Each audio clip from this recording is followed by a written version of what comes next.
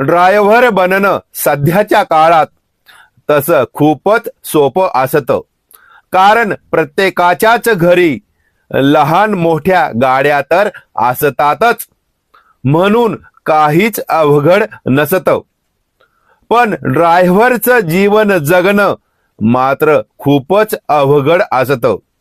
आणि त्यातल्या त्यात तो ड्रायव्हर जर प्रोफेशनल असेल आणि त्याची गाडी जर ट्रान्सपोर्ट क्षेत्रातील असेल, तर मग त्याचं जीवन तारेवरील कसरत असल्याप्रमाणेच असतं. मित्रांनो, 10 ते 50 टनापर्यंतच्या लोड गाड्या चालवणं म्हणजे तुम्हाला काय जोक वाटला का?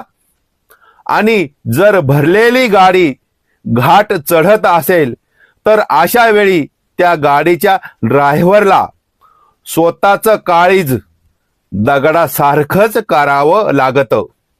आणि त्याचबरोबर देवाचा धावाही करावा लागतो, कारण पुढच्याच क्षणी काय होईल त्याचा कुणालाच काहीच अंदाज नसतो.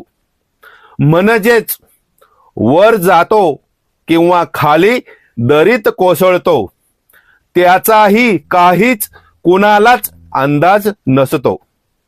चला तर मग आजचा एक सलाम सर्व जिगरबाज ड्रायव्हर्स मित्रांसाठी करूया. नमस्ते.